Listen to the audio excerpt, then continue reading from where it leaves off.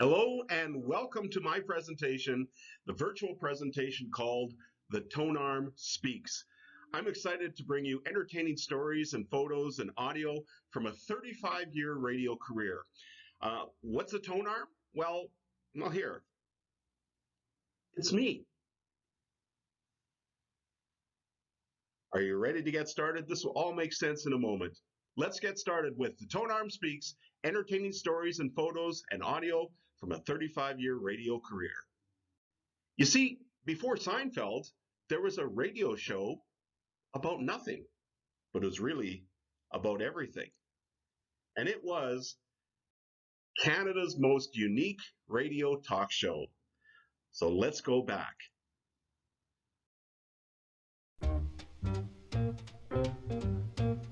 Broadcasting from the Crystal Gondola in the palatial main studios of 930 CJCA in beautiful downtown Edmonton comes the 11 to 2 show. For the education, elucidation, emancipation, enlightenment, and mental emolument of the hoi polloi.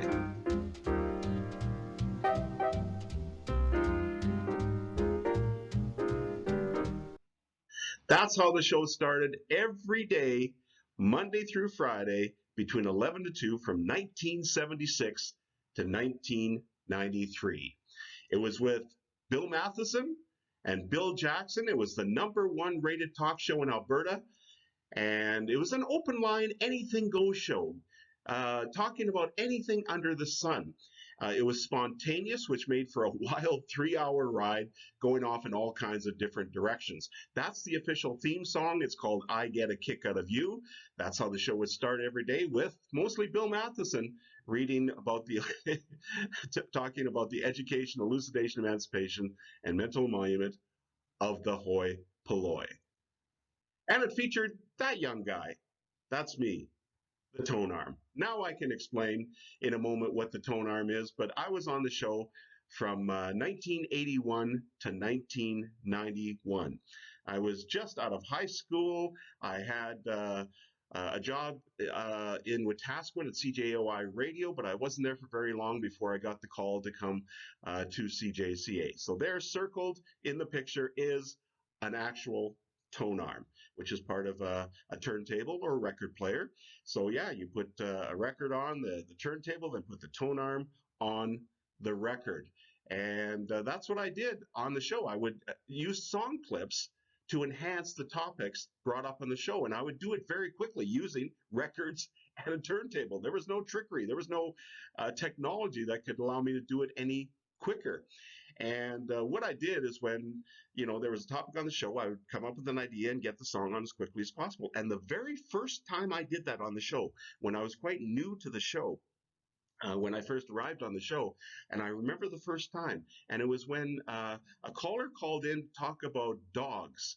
Running at large, or dog bylaws, or dog breeds, or things like that. So I quickly grabbed a Patty Page album, put it on the turntable with the side that I wanted, with the cut that I wanted, put the tone arm on, and I played it within seconds of when she mentioned dogs. And what did I play? The song, How Much Is That Doggy in the Window?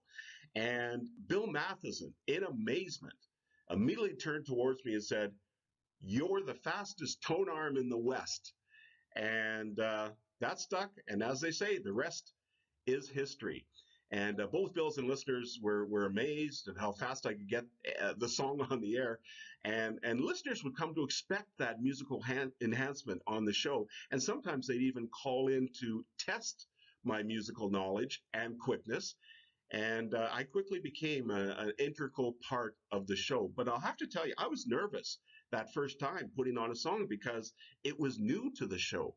It wasn't done on the show like that before. So I was nervous. I didn't know how it would be received by the Bills, management, and listeners. But I took a risk, and it paid off. And to this day, I'm still known as the fastest tone arm in the West, or the tone arm. And it turned out I was the first broadcaster in history to spontaneously use music clips to enhance a radio talk show. I'm very proud of that fact. And here's how I did it. I would have stacks and stacks of records and 45s in the studio, just like you see there. But I would also get music from the CJCA Music Library, which was out the door and across the hallway. And sometimes I would even grab a record from our sister station's music library, K97, which was out the door and way over at the other end of the building. So I would do whatever it took to get a song I wanted to enhance the 11 to 2 show. As far as topics on the show, well, they varied, but we handled some very important issues like which way the toilet paper should roll off the roller. It was a reoccurring topic for years as everyone had their own opinion. The Bills differed on this opinion, and callers differed on this opinion, and it became such a reoccurring topic on the show. Now, this particular picture, just to come straight here, is that when I showed this to Bill Jackson, he said it was the other way around. He wanted over top. He thinks it should have been over top, and Bill Matheson thought it should be underneath. So a little bit of a misinterpretation on this particular picture. But the debate went on for years, and I think still remains to this day. So, of course, even with that topic, I thought, well, what song can I play for this? The great toilet paper debate conversation. So the song that I chose at that time, on that day, on that show, was this.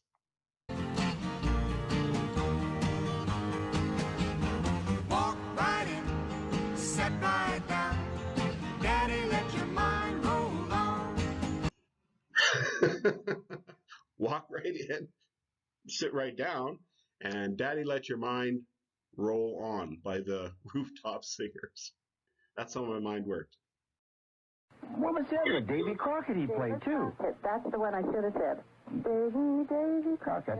Da-da-da-da-da-da-da. Born on Turtle Mountain in the Yeah. fall of '82. Brought up in the land on a land rubber. He killed him a grizzly when he was only two. One. Davy Crockett, king of the wild frontier. Why do you play the piano when you talk? I don't know. And how old was he, did you say? Davy Crockett? Yeah. 2. He was born on Turtle Mountain in the fall of '82. No, it's not Turtle Mountain. Born on... Where was he born? Davy Crockett, king of the wild frontier. Born on a mountaintop in Tennessee, the greenest state in the land of the free. Raised in the woods so they knew every tree, and killed Tim a bar when he was only 3. Davy Crockett, the king of the wild frontier. Now, it wasn't 1 or 2, it was 3. All right, so he You guys don't know, but there was a Canadian Davy Crockett. He was born on Turtle Mountain. He killed him a grizzly when he was only 2. By the way,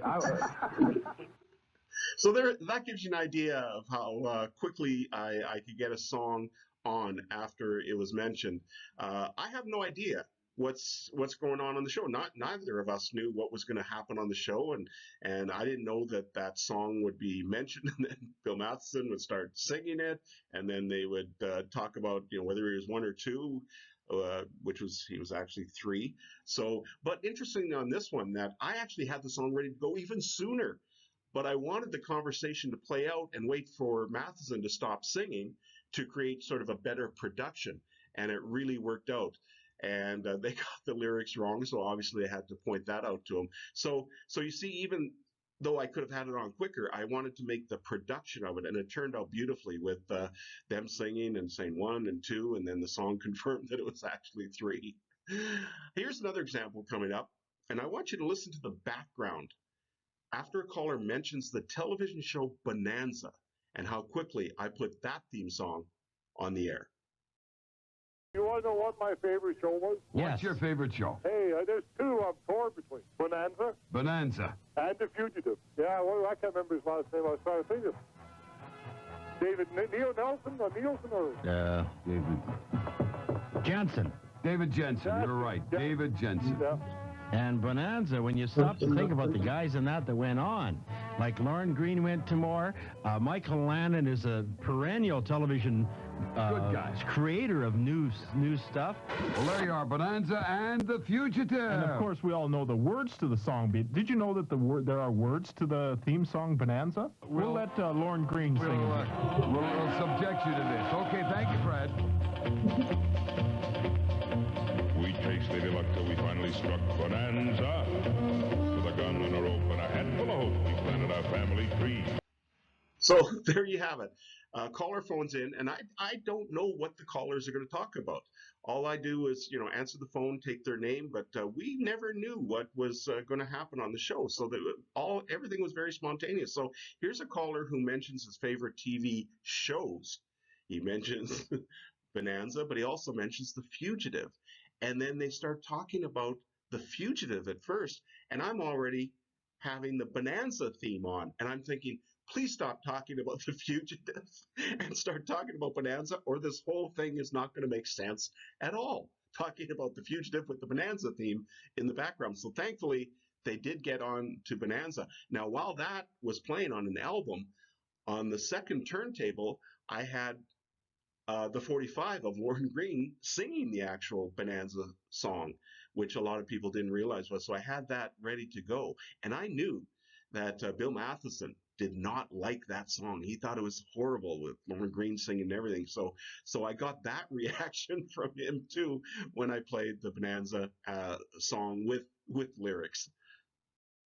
Every so often, I would inject a little tone-arm humor on the show. I enjoy making up puns. I always have, ever since I was a kid. And whenever an opportunity came up to inject one on the show, well, I went for it. And the first time that ever happened was when Bill Jackson mentioned live on the air that his favorite dessert was mud pie. I then immediately asked him, is mud pie very expensive or is it dirt cheap? I shouldn't laugh at my own joke. Bill Jackson thought it was funny. Bill Matheson just groaned because I learned quickly at that moment that Bill Matheson didn't like puns at all. He didn't think there were any kind of humor at all. So that was one of many puns that I injected in the show. And again, I took a risk. I didn't know how that would be, accepted by the Bills and the audience and by management. But everyone, other than Bill Matheson, who just groaned, everyone thought it was great. And so I had many opportunities to do that on the show. You see, my intention was never to upstage the Bills. They were the real stars of the show, but I wanted to feature things that just made the show even more entertaining. And that's what I really enjoyed doing, with not only inserting the music, but also inserting some puns and getting great reactions from the audience and Bill Jackson, and of course, the groan from Bill Matheson. Well, here it is, ladies and gentlemen, the famed crystal gondola. Ooh, look at that crystal chandelier.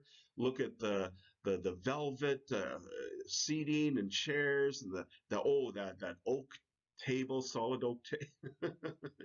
No, theater of the mind. We said crystal gondola, so people have this in their mind, what it was like. And here it is. It's a studio. And it was a very nice studio, but that's what was the crystal gondola.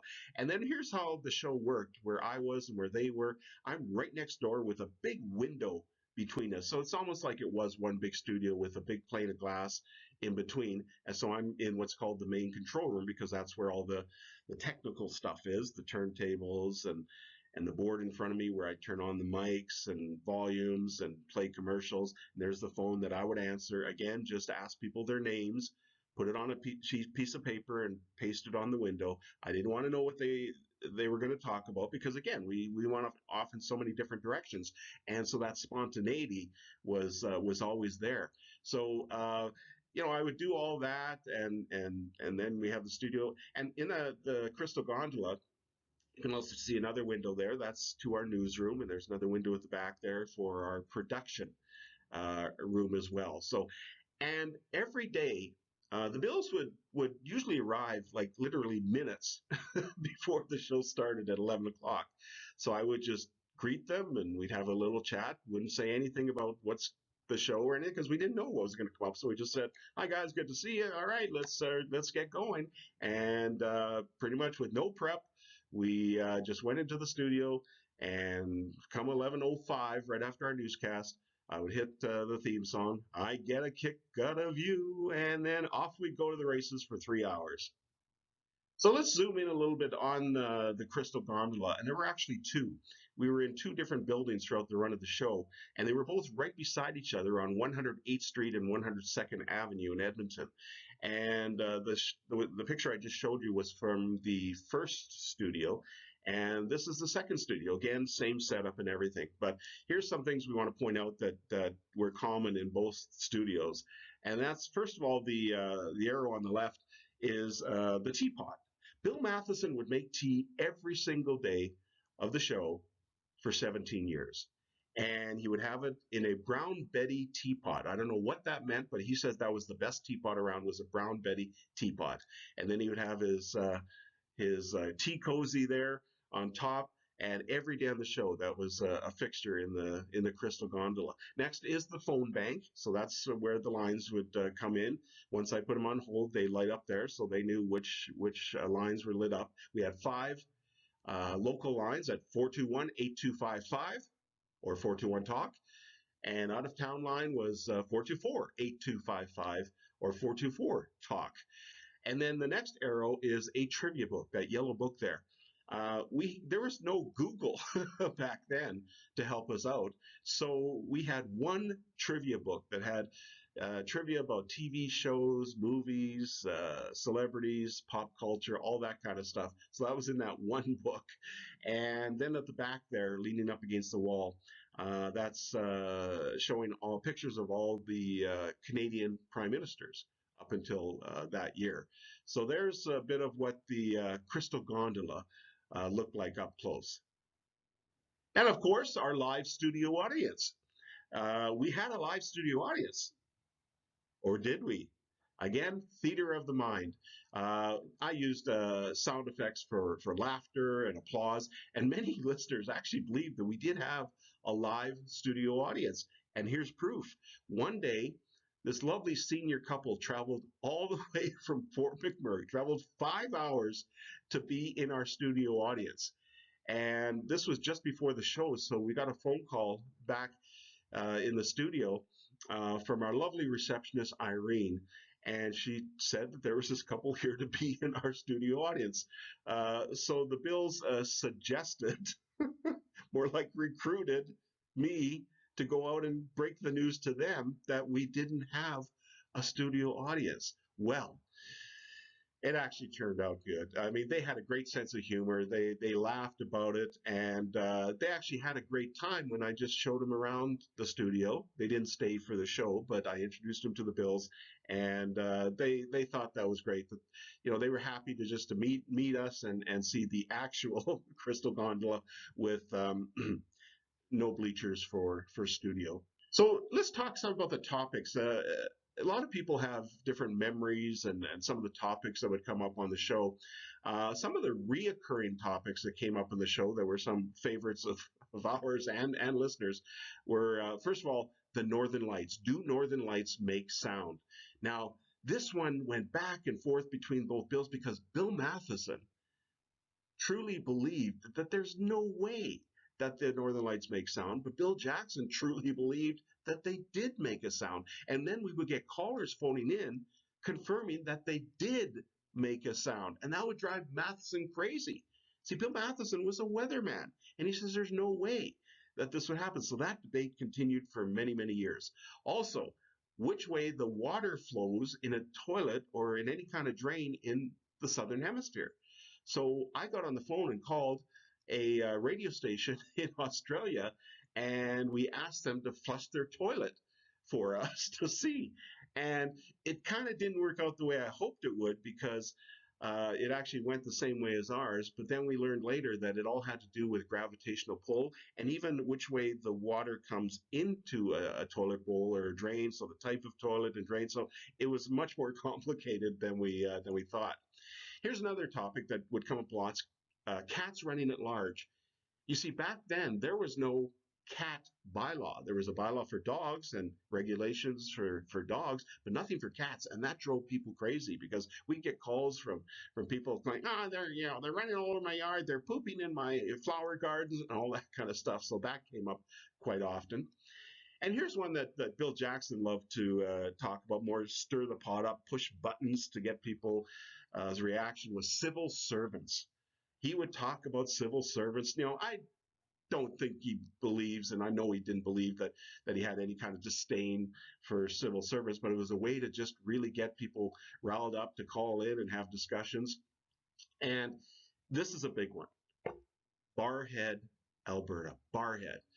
Anyone listening, watching in Barrhead right now, no offense. We had fun with Barrhead because their representative in the Alberta legislature was a cabinet minister named Ken Kowalski. And the Bills would make fun of Ken Kowalski. But Ken loved it. He was a friend of the show, and he enjoyed the publicity because he was a politician. But we would say that everything in Barrhead was paved because of Ken Kowalski. He made sure that he took care of his constituents in Barrhead. Everything was paved. And I even said on the air one time that I went to Barrhead to prove it. And I said, Bills, they're absolutely right. Everything is paved. Even the golf course is paved. And you can get like a 700-800 yard drive off their tee because it just all kept just rolling. And when people would call into the show and say, "Hi, Bill and Bill, how are you?" They'd most likely respond with, "If I felt any better, I'd feel like a retired Tory cabinet minister living in Barrhead."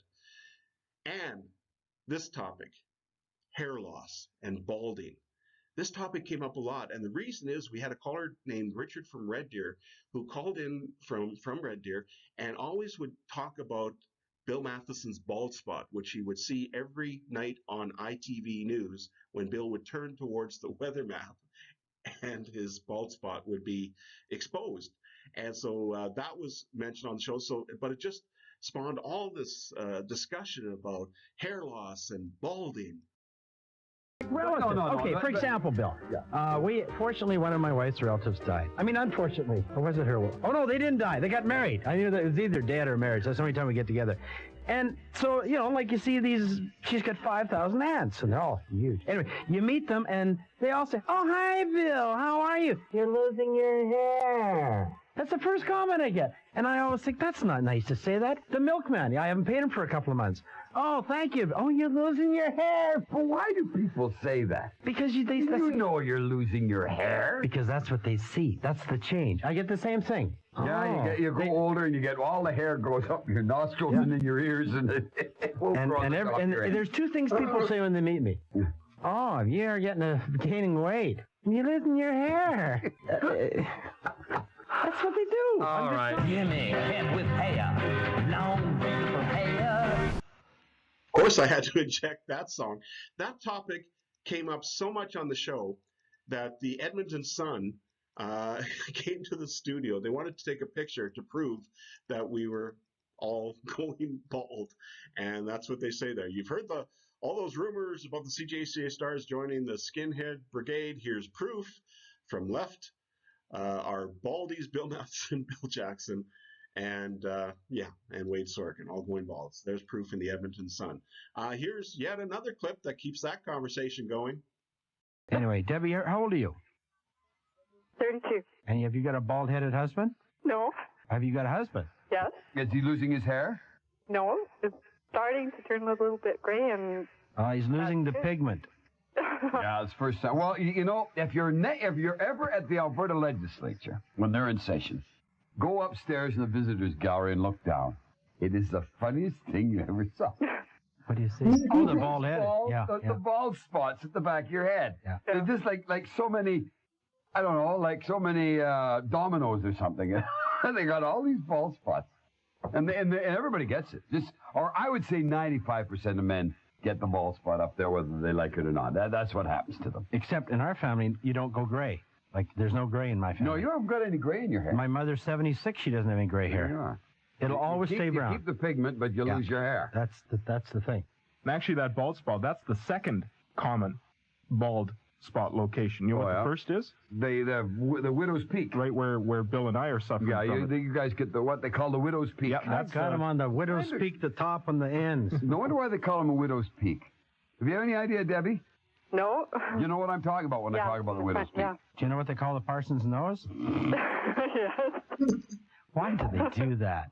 I think that's so bad when they call the backside of a chicken the Parson's nose. No, well, I grew up with Presbyterians, and they always used to call it the... Did they? Yeah. Anyway, so you think eyes and a sense of humor are what you go for in a man, and he can be as bald as a coot. Sure. Why do they say he's bald as a coot? Is a coot bald? But Bill, listen to this woman. Debbie, you're walking down the street. Go back to what I said before. You don't know if the guy's got a sense of humor. How can he talk? He's just walking. You don't see him. You don't get married or cohabit with a guy who's just happens to have nice eyes and sense of humor. I've never walked down the street with friends of mine who are bald and had the girls turn and say, "Oh, thank you." They don't do that. If you look like Yul Brynner. Burt Reynolds, you would. Yeah, but he's got a wig. If he didn't have his wig, they would say, "What a fine looking old man." I've seen all kinds of pictures of Burt Reynolds without his rug. Never. You never have. Oh, I have. Never. Nope. You have not. He's very self-conscious about it. I saw him talk about it in an interview. He said, "Nobody's even seen me, even my wife." Even Lonnie Anderson has to turn out the lights before. That's right. He was on the David Letterman show, and he didn't have his rug on. No. I'm sure. No. No, he's never been without it. You guys are wrong. No, I'm right. You are wrong. I'm right. That's right, Farley. I'm right, you're right. That's right, Farley. That little argument at the end may bring up memories if you've listened to Brian Hall and John Farlinger calling Edmonton Eskimo football games. And what are you talking about? You don't know what to talk about, Farley. And they kept back. So that's where that came from. So the argument about Burt Reynolds continued until the caller set the record straight. Or did he? Okay, here is Jetty. Yeah, I'm just going to come to the aid of Bill Matheson there. Burt Reynolds did appear in a movie without his hairpiece. Deliverance.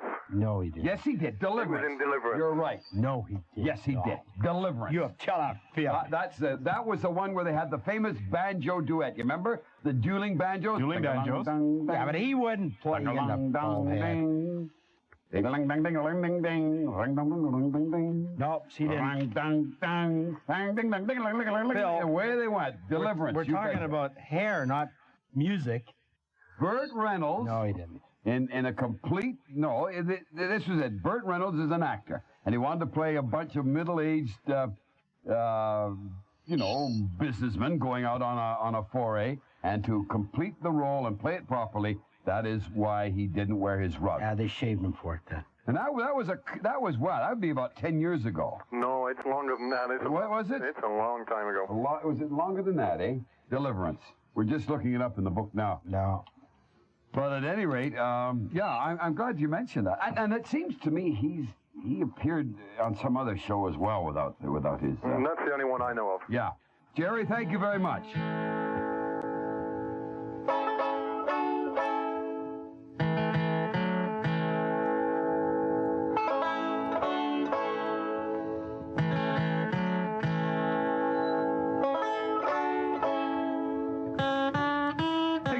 To get going. You know what I like? That was 17 years ago. He wasn't bald 17 years ago. Yes, It's he a was. 1972 movie. That's what I like, is the ending part where they really get into a good part. Yeah, he wasn't as bald then as he is now. No, he probably shaved it for the part. Yeah. Okay. He shaved his head for a part, though. Deliverance. No, he didn't. Does it say in there he shaved his head for the part? Here, it says right here, John Voight, Burt Reynolds. Burt Reynolds, the And only Ned time Beatty. he ever shaved his head specifically to get this. How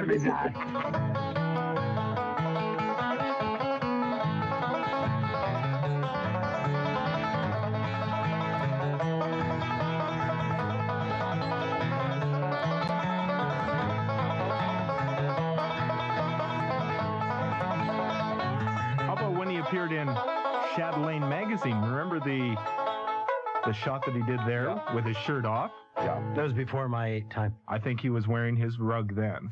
I can think, I've never met Burt Reynolds, so naturally I've seen him either. You I'm haven't? referring only to his appearances on television, on talk shows and that, his appearances in movies, magazines, stuff like that. I see him without his rug in my mind's eye all all kinds of times. I don't know what on earth you guys are talking It's about. purely jealousy because he's so handsome and you envy him so much that you try to visualize the guy as being bald and ugly. Maybe you're right. It's just personal vanity, though. So for this one, I had to go out the studio door and across the hall to the CJCA Music Library and look in a section we had called Movie Soundtrack Albums. They were not in any particular order, so I'm frantically, looking for it, hoping that the conversation was still on, because sometimes I would go through all of this. I'd be traveling all over the building, huffing and puffing, coming back, and the moment was gone. But thankfully, that didn't happen that often. So yet another successful musical enhancement. Now, I dare you. Oh, no. I double dare you to listen to this next clip. Have you ever watched The Flintstones? If I ever. The number one show voted by Canadian university students is The Flintstones. Well, do you remember Fred Flintstone, eh? Of course we do. I eat him every morning in my vitamins. There was a particular part where Fred Flintstone was going to get hit, right? Yes. And he says, "I dare you." Uh-huh. I double dare you. You wouldn't dare. And of course he gets hit. Yeah. Well, I want you to try that with someone. I double dare you. Yeah. No, you dare anybody to do something and they do it. Well, yeah. That's my experience. Well, yeah. I mean, if I wanted when my kids were young, particularly my son, and I'd try to get him to do something, he wouldn't do it, I'd say, you chicken, I dare you. You wouldn't dare. I double dare you. And he'd do it. Yeah, well, do it. No. Thanks, Wally, but I'm not going to.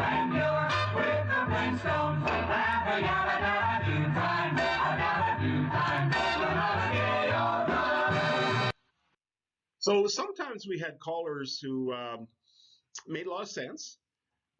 Sometimes there were callers who didn't make a whole lot of sense. Sometimes there were callers who really added to the show. Sometimes we had regular callers who were just kind of featured on the show almost daily and weekly, and people either loved the regular callers or didn't love the regular callers. And here's the list of just a few of our regular callers. We had Crazy Mary. No offense, Mary. She would call in and basically wanted to talk about her disdain for Pierre Elliott Trudeau. So that's where she would go with her conversation. We had 3 Point John. We called him 3 Point John because he always had to give us 3 points, none of which were really interesting. Richard from Red Deer, great guy, who would phone in when someone in his life was celebrating a birthday and he wanted to sing happy birthday to them on the air. And we allowed that, and the listeners loved it. It was always a special moment when Richard called in from Red Deer. And speaking of Red Deer, which was, we had so many fans in Red Deer. Thank you, Red Deer. Faye from Red Deer. Very articulate woman who would, be talking about something, and we would be kind of wondering exactly what her point was. And Adil. Adil would phone in and talk about politics. He was very passionate about politics. He actually ran for politics. And to this day, I still hear him on talk radio programs. But getting to Bill Matheson or Bill Jackson, what's the weather like for next week? Well, Sunday it'll clear up. And next week, I would say by next Thursday or next Friday, you can get next Friday, you can get your rotor rake out and you'll be able to do your lawn. Well, I was actually hoping to get the golf clubs out again. You can get them out any time you want, providing you're using orange balls. Orange. Because the white ones, you won't see them. But the orange ones will show up quite nicely on the fairways. Good, yeah. No, quite seriously, what is it like? It's going to be nice next week. Really? Yeah, it'll clear up by Sunday. I think this whole front will move through by about Sunday. We'll probably have this weather hang around till Sunday, and then come Monday. Now, would you like the truth? That's the truth. I'm telling you what I see out there in the skies. Well, never been wrong. The weather office gave us a weather advisory this morning. You think I want to listen to those guys? But that's over now. The weather advisory but so what? But let's a weather advisory for a bit of wet snow. Which would he rather hear, your forecast or the one that they tell us is that? Which do you want, Wally? Mine or one from the weather office? Give me a Jackson. Thank you. Okay. Thank you. It's going to clear up on Sunday, get up about 8, and then by Thursday, it'll be really warm. Actually, I got another question. Hello? Just a minute, Wally. Wait, what's it really say now? I'm curious to know how wrong they are. Bill, it's going to be cloudy most of the days, and highs only around 5 degrees. To when? until right through Tuesday. Oh, they don't know what they're talking about. It'll clear up on Sunday. That's just the weather office, Wally. A bunch of civil servants telling us what the weather's going to be like. Think about it. Well, would you put your money where your mouth is, Bill Jackson? Yes, Wally. Okay. You sound like Pete Rose. Do me a favor. Okay, listen to this. I want you to put your money where your mouth is. That's what I want you to do. Listen to this. On Tuesday, irregardless of the weather, I want you to... Irregardless is not a word. I want you to broadcast from outside of CJCA studios, rain or shine, okay? Tuesday? Yeah, Tuesday. Tuesday morning? Shine. Okay, we'll do the show. Can I wear my I want you to wear bikini shorts? Shorts. No, I wear my shorts. Well, shorts, anyways. No, my wife won't let me wear my little shorts. I have to wear the Bermuda shorts now. Sunglasses. Pardon me? Sunglasses. So I got sunglasses, yeah. A straw hat. Just a minute. Straw hat, yeah. And a zombie in your left hand. What? A zombie in your left hand. What's a zombie? It's a drink. A drink. Oh, okay. Okay. And in your right hand, the mic. And mic in my right hand. No umbrella. Mic. Okay. You're on. Okay, another thing. Yes. Just hold it. No umbrella over the picnic table or in the drink. In the drink. Oh, I see. Had to ask. So kind of a confused caller as to which Bill is the weatherman. The next clip is a confused caller who had good intentions. Okay, going to the phones, saying hello to a very faithful listener. Hi. Just like Ruth, and this is Susan. Hi. Hi. Oh, Susan, I'm fine. How is everybody else? Bill is Bill, and who's on the phones? Is it Larry? No. Larry? Yeah, No. Larry. Larry Sorochan. Yeah, Larry Sorochan. Hi, Larry. Hi. Larry? Sometimes it's the hosts who are kind of confused by the caller. Well, John. Yes. Yes, John. Talking to me? Yes, we sure are, John. Hey, you guys were talking about the race on the White Mud Freeway couple of weeks ago. This guy in a wheelchair and the guy running. We were? We were? Yes, you were. And the guy was using an Apple computer. One guy was using... Well, wait a minute. There's something you want to get off your chest here. So tell us what it is, John. And this guy, he tried to decore the apple, and he stumbled. Anyway, he fell down, so the CIA gave him some CPR, and he's still running out someplace in a cow pasture. But I think they're going to look for a sheep pasture. There's no chance to slip there. And that's a scoop for today. All right, John. Okay, John. We had no idea, but let's recap. The race on the white mud, a wheelchair and a runner, an Apple computer, decore the apple, the CIA doing CPR, running through a cow pasture, but it's better to run through a sheep pasture because you won't slip. During the show, we would mention which celebrities were celebrating a birthday that day, and without the Bill's knowledge, I would get on the phone and try to get a hold of a particular celebrity to be on that show that day so that we can wish them a happy birthday. So I had a 3-hour window for success. And I'd be doing all this in the background while I was still participating on the show and then sending out phone calls to try to get a hold of famous celebrities. And I had much success tracking down famous people to be on the show. And when I bring them onto the show, the Bills were so surprised, shocked, and amazed that I could get them on the show. And that spontaneous reaction from the Bills was great. I enjoyed that. It made for great moments. But also listeners were also amazed to hear, a celebrity mentioned and then have them magically appear on the show that day. I was lucky to get a hold of Don Johnson at the peak of his career while on the set of Miami Vice. And it turned out that the 11 to 2 show was the very first Canadian interview he did with us. So that was very special. We had Betty White on the show. And after she did the interview, I was talking with her about how I was planning this trip to Hollywood with 46 listeners. And we were going to go to Hollywood and try to, be on different tapings of shows and go to Disneyland and all that kind of stuff. So she made arrangements for 46 of us to be in the audience of the Golden Girls, which was the most popular show at that time. That's the only way we got in. And while we were there, after the taping, Betty White invited me on the set and introduced me to the rest of the cast, Estelle Getty and Rue McClanahan. Betty White, wonderful lady. I'll never forget my time with her when we had her on the show and then actually meeting her in person. One of the highlights was when I got a hold of Mel Blanc and Dos Butler. These guys voiced literally every single cartoon character that I grew up with. Mel Blanc with all those characters there, Bugs Bunny, Sylvester, Foghorn Leghorn, you name it. And he signed the picture to me. Hey, what's up, Tone Arm? Bugs Bunny and gang, Mel Blanc. And then there's Dos Butler. Look at all the characters that he voiced.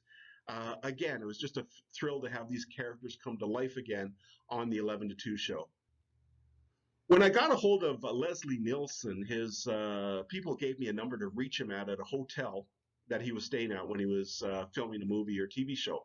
When he answered the call, he said to me that he was sitting on the toilet at the time. And of course, I apologized, said, I'll call him back.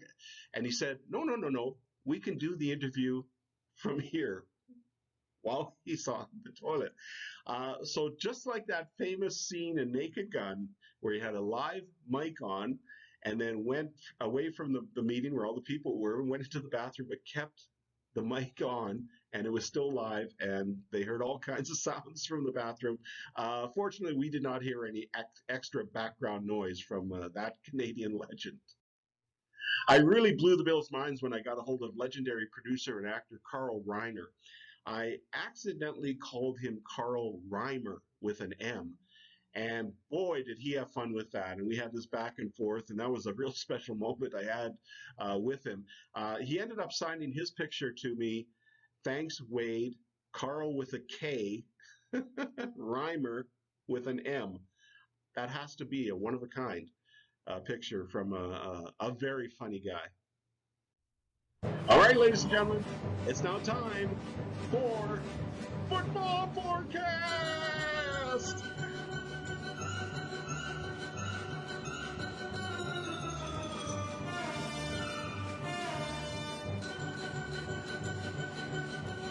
CJCA was the voice of the Edmonton Eskimos, and we had a contest leading up to every game called Football Forecast. The three of us would yell, it's time for Football Forecast, and I would play this instrumental song called the Saber Dance.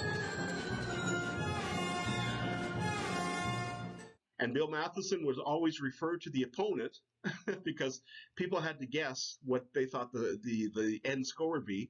So Bill Matheson would always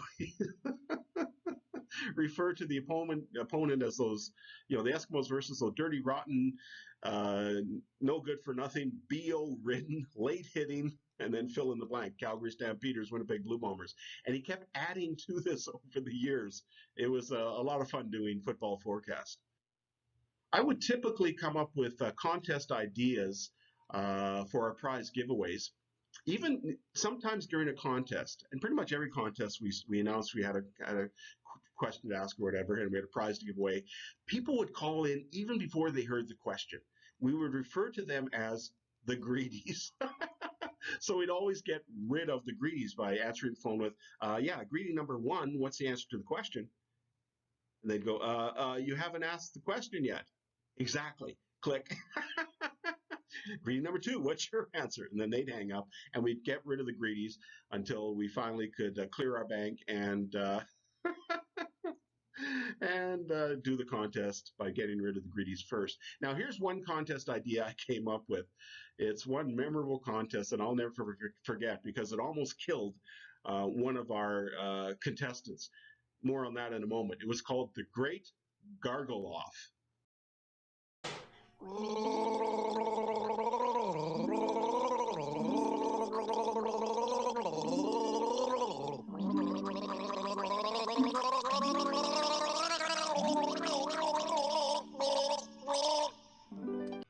I came up with the idea after hearing this Spike Jones song, which features someone gargling a tune. So I thought, why don't we try to get people to call in and do that on the air?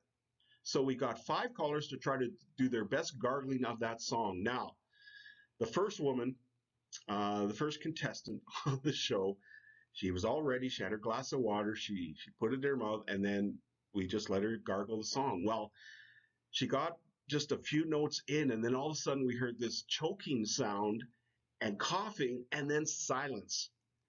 And I'm thinking, oh my goodness, she just choked to death, and it's all my fault because I came up with this stupid contest idea. Thankfully, she came back on. She was okay, and that was the very first and also last gargle off. We had on the show what's called an unsullied escutcheon. Now, an escutcheon is a shiny shield, and our shiny shield never had any sullies on it. And so we always would say, you know, our escutcheon remains unsullied because every question that was asked on the show was answered. Not necessarily by us, but by our vast listening audience throughout Alberta, into BC and Saskatchewan. So we had a lot of knowledge to pool on, and that's how we could claim that every, question was answered. And we continued for 17 years with the unsullied escutcheon. And now, ladies and gentlemen, I think it's time for a little musical interlude. Please welcome our house band from the 11 to 2 show, Crystal Gondola, Clyde Galinka, and the Pest Control Stompers.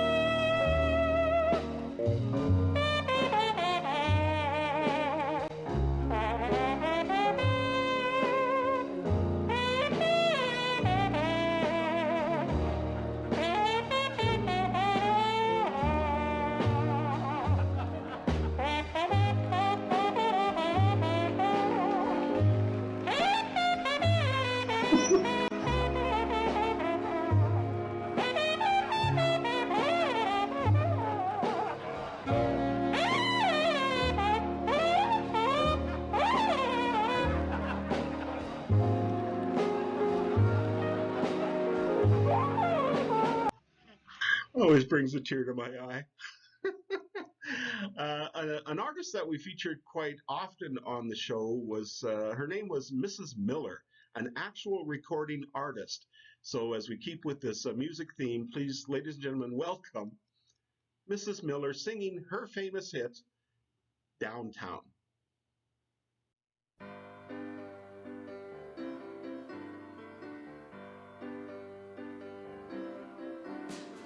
When you're alone and life's making you lonely, you can always go downtown. You've got worries and all the noise and the hurry seem to help, I know.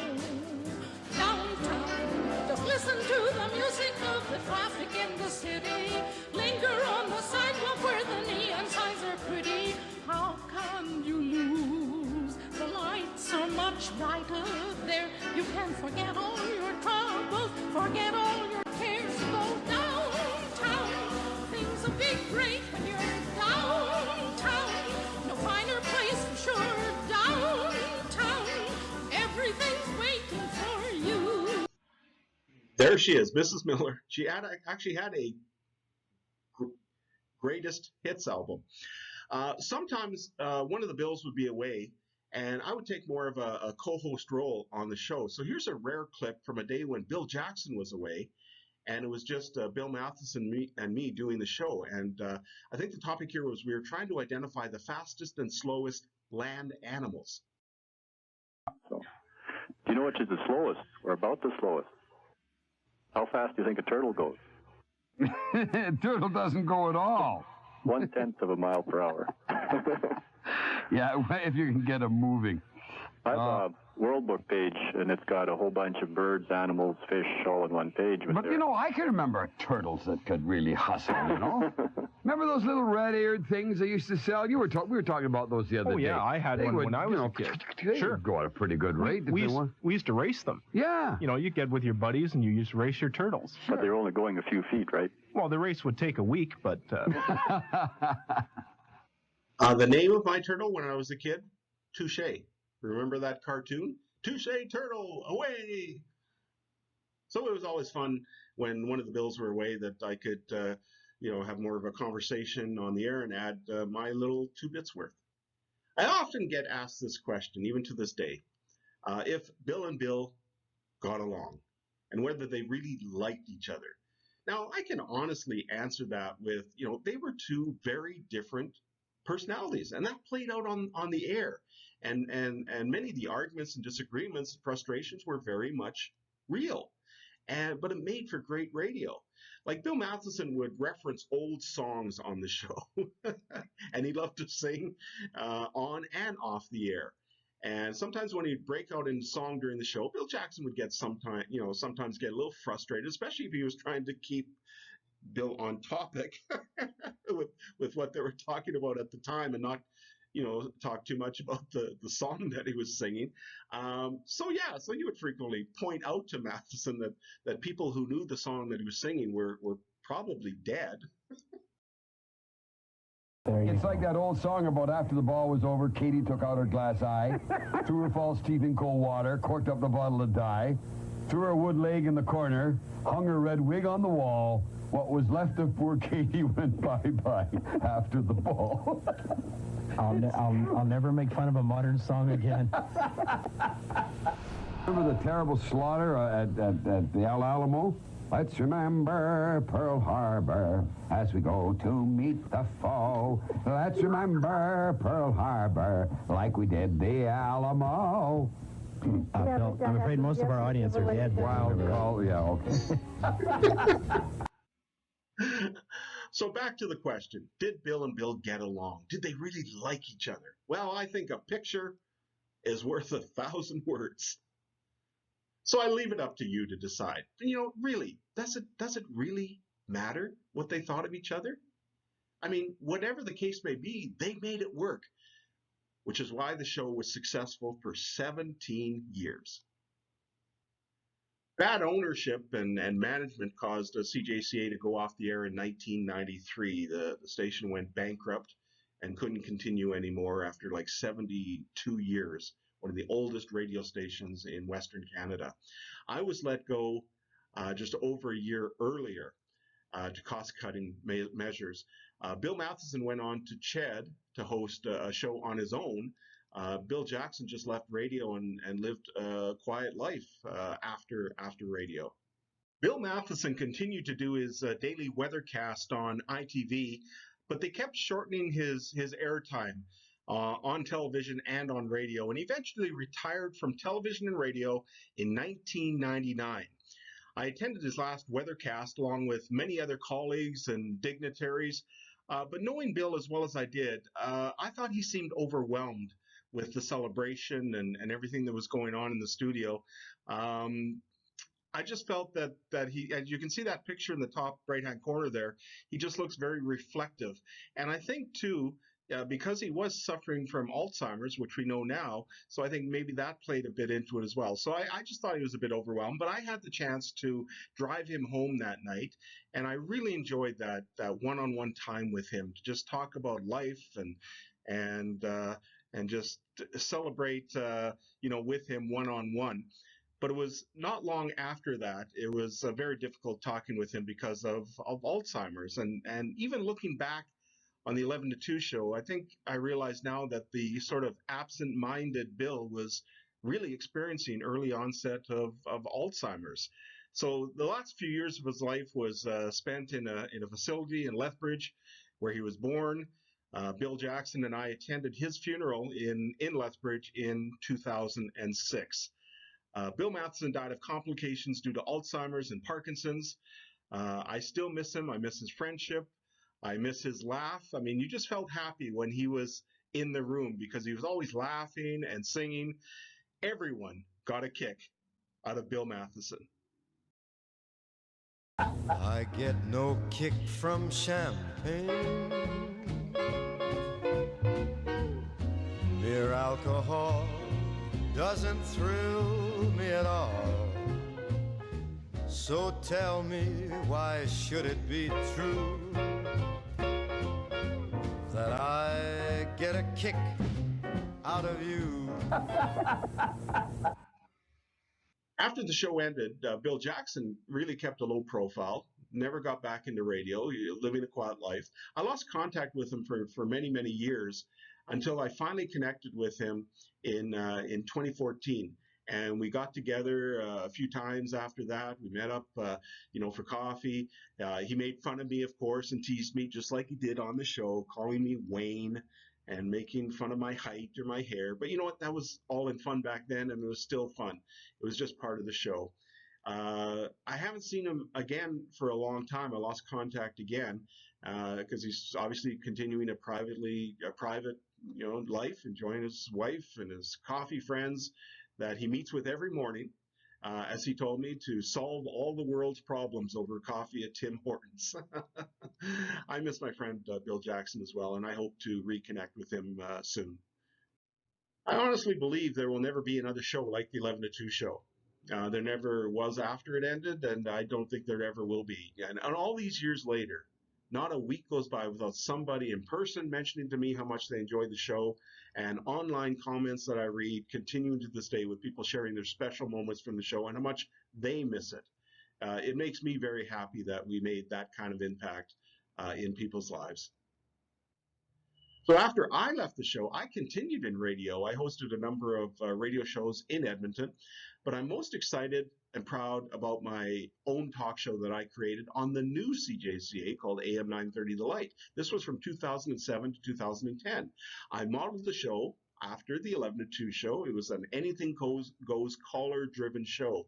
I used the same theme song and my nickname. And so here is the intro to my show called Life Talk with Wade Sorochan. Interesting topics, fascinating guests, fun and surprises, plus your thoughts and opinions. It's entertaining and informative talk radio with the Tone Arm. Call 780-430-9300. Long distance, 1-877-827-2346. Live Talk with Wade Sorochan on AM 930, The Light. The show quickly became Edmonton's most interactive radio talk show, with more than 150 or 200 calls every week. Now, I called the show Life Talk because I wanted to have discussions about everyday life topics. I wanted to just get into the lives of listeners and let them talk about what's important to them. I didn't want to, cut them off after, they talk only a certain period. I wanted to be respectful to them. I wanted to not be one of these abrasive talk show hosts that is so common in radio even to this day.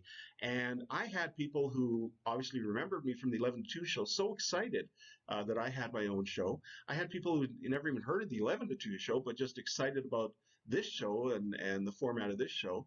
I even had listeners from Chad, which was the talk superstation at the time. Took a lot of listeners from them, and many people admitted they listened to Chad in the morning, mid-morning, but by 3 o'clock, they tuned into Life Talk.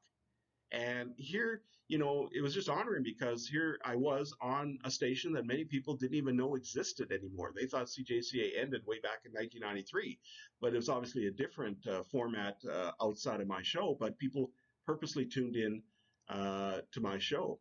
And so that was very exciting for me to create my own show. I had topics that I just wanted everyday topics that people could talk about. Stay away from politics and all those heavy topics. Again, to take people, to let them have an escape, just like we did back in the 11 to 2 show. So here's a clip of one topic we discussed about babysitters and how much babysitters should make an hour and were making an hour. And I thought, just because when I babysat, it was 50 cents an hour, I thought, well, maybe it's up to a couple bucks, $3 an hour. But I learned parents were paying much more than that, and I was really out to lunch. And, well, we talked about this issue, and listeners confirmed that I really was out to lunch. 13 to 15. We're going from $3 all the way to $15 now. Let's talk to Dawn. Hello, Dawn. Hey, how are you doing? Hey, Dawn, I'm doing well. Am I out to lunch, Dawn? You are way out to lunch. Okay. Wade, what do you pay to get a haircut? What do I pay to get a haircut? For a man, it's under $20. And how long does it take? Well, as I get older, less. Usually takes about 45 minutes. So we're looking at, add whatever, $23, $24 an hour for your barber. Okay. Doing your hair. Right. I pay, I don't know, $35, $40, $50 to have my hair done. An hour in the chair for that. I pay $35, $40 to have my nails done. The value I place on my children is way, way more than the value I place on a barber or a hairdresser. Mm-hmm. And I really believe that when I'm putting the lives of the most precious things I have Right. in the hands of someone else, Yeah. then I believe they should be compensated according to the care that I want my children to have. Okay. All right. I don't know. I mean, I have grandchildren that are 25, so I have no idea what the going rate for babysitting is today. Well, I heard it's around $12, I'm hearing. Times have really changed. When I babysat, I got 25 cents an hour, and I washed all the dishes, and I cleaned the house, and I put the kids to bed, and I did the laundry if there was laundry, and whatever needed to be done, I did for 25 cents an hour. Yeah. But times have changed. I didn't have any training, as the previous caller said. When the kids have their babysitting courses, their first aid courses, they train a lot more. They take the job differently than it was when you and I were growing up. Okay. But even when my children were young, I paid way more to our babysitter than my neighbors paid, because I placed that value on her. Yep. She became a part of our family. Yep. She then she was loyal to us. There was never a time that Sure. I walked out of my home without feeling absolutely confident that my children were in good hands. All right, Don, thank you for your call. Okay. All right, got to move on. It's time for the news. The word value is coming here. The value of the babysitter. Where's that fine line, though, as far as how much you will pay for that value? We're coming back with more of your comments right after this. So that was 13 years ago. And obviously, people were paying a lot of money for babysitters. That discussion went as high as $20 an hour for babysitters. So, I guess I was out to lunch on that one. Another topic that came up was when the city of Edmonton was discussing allowing people to raise chickens in their backyards. It was called urban agriculture. Let's talk to... Hello, George. Hi, Wade. Hi, George. I'm phoning in about the chicken thing. Yes. I totally think it's a great idea. And why would that be? I've traveled all over the world and into doing missions all over the place. Mm-hmm. The first thing people do that have gotten, they don't have money or that are in a predicament where they're, they need to get a little extra. The first thing they do is they have like 6 chickens. And with that, they create a small income, mm-hmm. but also it gives them just that little benefit of that fresh eggs, right. and it's a good thing. I'm a farm boy, and I had chickens. In fact, when we were in Edmonton, I wanted to have chickens. I would have loved to have chickens. It would have been fun. Okay. So you see this as a good thing. I mean, I do. It's good for the people who have the chickens because they get the fresh eggs, but also the neighbors would benefit because 6 chickens, as our last caller said, each chicken lays 6. Well, yeah, if they could. There's a full potential of it, but typically they don't lay that much. Okay. If you have 6 chickens, if you get 4 or 5 eggs a day, you're doing good. And they have their times when they are down and when they don't lay well, and there are right. times when they do lay. You have 6 eggs a day. And what contributes to a chicken having a good day laying eggs, and what would contribute to a bad day for a chicken? It depends on the size of the egg. Okay, that makes sense. I had no idea that I would get that answer to that question. It was a lot of fun doing the show. One day, I actually convinced Bill Jackson to make an appearance on the show. Now, it took a lot of convincing to get him on the show, literally almost months and months and months. So here is a bit of what I call the incomplete 11 to 2 show reunion from 2008. Incomplete because it is never complete without Bill Matheson. But here's Bill Jackson on Life Talk. Back to this Friday Anything Goes edition. Well, I made the announcement a few times throughout the show here today, and I'm excited. If you want to go back to broadcasting history of Edmonton, one of the most popular radio shows ever, was the Bill and Bill Show, which I had the pleasure of being on for about 10 years. And one of the hosts of the program that not a week goes by that somebody doesn't ask me whatever happened to Bill Jackson joins me on the program right now. Ladies and gentlemen, I present to you the one, the only, Bill Jackson. Wow. Man, that's really exciting. I know, that's quite the build-up, isn't it? Man, I didn't even get that when I was being paid. Bill, I know that I can speak on behalf of my listeners right now saying how wonderful it is to hear your voice. Well, it's really nice to be able to still talk, too. At your age. At my age, I mean, just think about it. Yeah. Well, before we get to, what you've been doing all these years and what you're doing right now, let's just go back to how it all started for you and the Bill and Bill Show. Okay. That'd be right now. All right. What?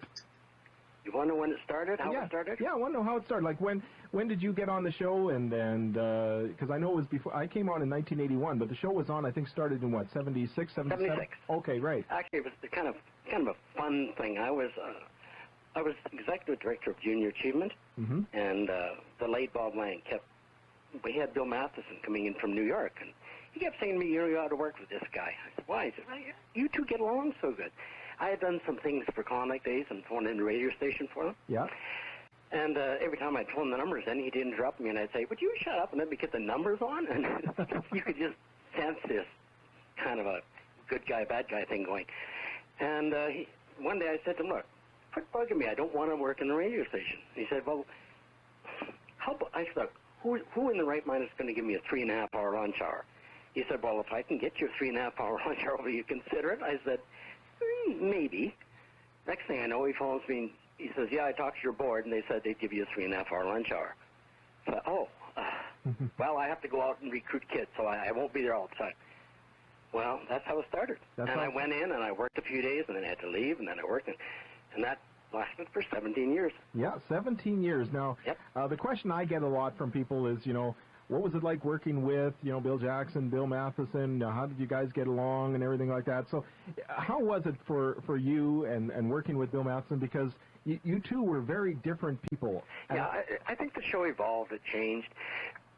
One of the last things that Bill said to me, this is kind of a silly thing, but one of the last things he said before he kind of went into the Alzheimer's inning, he said, when I go, he said, you come to my funeral. I said, of course I'll come to your funeral. He says, but you have to come on your motorcycle.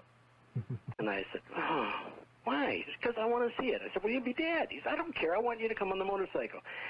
You and I were the two that sit beside each other, and I went one of the windiest, coldest days, and I went down on my motorcycle. Yes, you did, and I wimped out, and I drove, and I stayed overnight. Oh, you stayed overnight? I went back. You went back in the dark on a cold night. I almost hit one of those little weed things, antelope.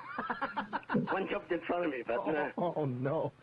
Wow. But that's okay. So 17 years on the program. Now when I came on in 1981, I was just this young kid, and so was I. Well, we were all younger back then, and I did something that I took a risk. Playing a song on the show, and I remember Bill Matheson turning to me and saying, "You're the fastest tone arm in the West." And here to this day, 25 so years later, I'm still referred to as the tone arm. You obviously get that too. That people still fondly talk about the days of listening to the show. Yeah, I don't talk about it much, believe it or not. Actually, I've never been on the radio. You're the first guy that's got me on the radio. I know. And you've been trying for 2 years. It's been, it'll be just about 15 years this summer. Yeah, I know. I know you've had a lot of requests for interviews and stuff, and I'm honored that you're doing this for me on my program here. You called me an insurance salesman because you said there's no man with endurance than the man who sells insurance. Oh, yeah. So, and every time you call, I'd call you Wayne instead of Wade. Yes, I know. But I tried to discourage you, but you just kept phoning. And now you gave in. Well, actually, I won't. For an inside joke, I'm doing a Leslie Nelson report for you. Okay, we won't go there. The Leslie Nielsen reference was when I mentioned how Leslie Nielsen did his interview while he was sitting on the toilet. Bill Jackson was claiming that he was sitting on the toilet, which he wasn't, I hope. You can tell how much he enjoyed being on the show. It was like no time had passed. He still was quick-witted and still sounded the same and still teased me. It was great to have him on the show.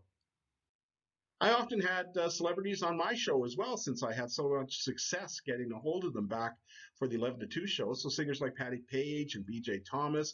Now, having Patty Page on my show was a full circle moment, because as mentioned earlier, How Much Is That Doggy in the Window by Patty Page was the very first song I featured on the 11 to 2 show, which established me as the tone arm. And I told that story to Patty when she was on my show, and she thought that was really, really cool. I was thrilled to have Bob Barker on my show. He was in town to rally support for Lucy the Elephant. I shared with him that I took a group of listeners to The Price is Right as well, not only the Golden Girls, but The Price is Right back in the 80s. And I told him that we had this big group of listeners in the audience, and let's listen to his conversation here on Life Talk. We're saying come on down to Bob Barker here on the phone line on Life Talk on AM 930 The Light. Mr. Barker, welcome to the program. Thank you, Wade. It's a pleasure to be with you. Well, Mr. Barker, may I call you Bob? Please. All right. Well, I've had great experience with Canadians. When we first started The Price is Right, it was a big hit in Canada from day one, and it was still a big hit in Canada when I retired. And we had a lot of Canadians come to the show. We had a lot of Canadians on the show. They're great people there. Well, I was one of those people in the audience in 1986. I took a group of about 46 listeners down. Great. And none of us got called down, Bob. None of you did? None of us. I'm thinking, there were 46 of us. The audience holds about, 200 or so? No, about 320. 320. I thought the odds are good. You pick about 9 people per show, right? Well, we always get people out of groups. I can't imagine you having a group like that from Canada. I had Canadians on one of my last shows. We had a group of Canadians there, and they were all wearing T-shirts, Bob Barker for Prime Minister. and I told them, I said, as soon as I get retired here, I'm coming to Canada and accept that invitation. I'll be your Prime Minister, and whatever your problems are, I promise to make them worse. I guess we weren't exciting enough to get picked, because there's a long process. Like 4 or 5 hours even before you even get to sit in the studio, where they kind of screen everyone out there to pick their 9 people. But it was a thrill to have them on, because I was a big fan of the show and still am a big fan. One guest who appeared more than any other guest on my show was Jack Layton. We quickly became friends, and he would frequently call me to be on the show, to make announcements, or if he was in town or whatever. And we just had good conversations, even though we talked politics. But it was fun to talk politics with him, because he was just a real character and just a really nice guy. We had fun together on the show.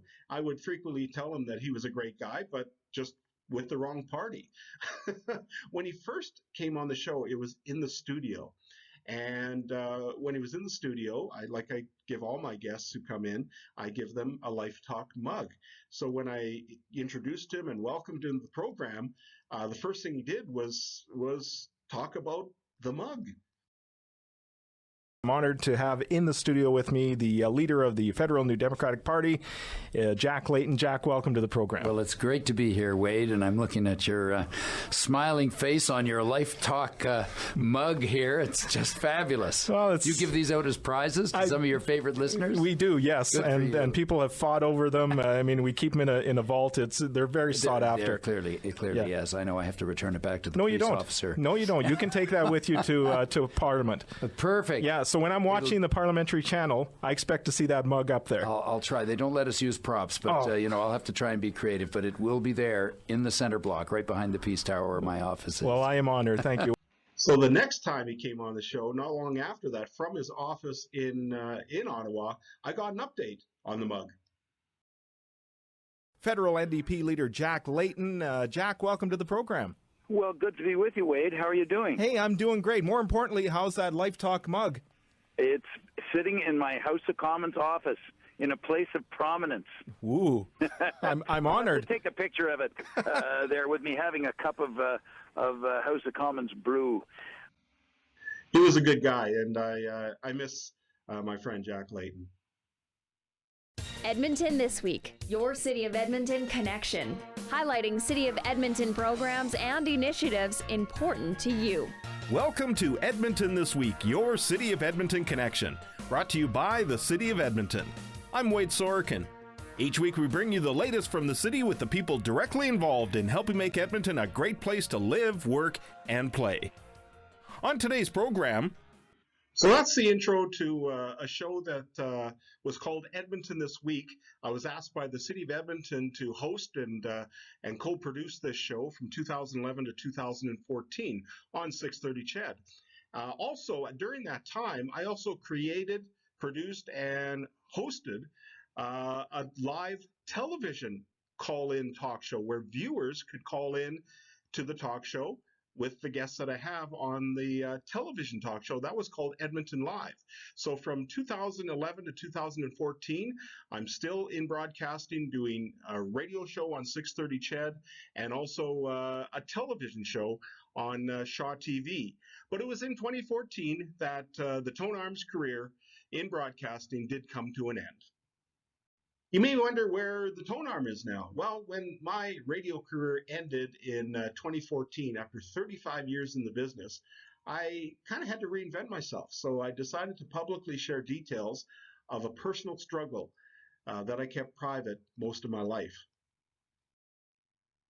I've suffered from mental illness since I was about 6 years old when my parents divorced and my family shattered into a million pieces. But I didn't get diagnosed until I was 30 years old in 1991, and that was the year I was let go from CJCA.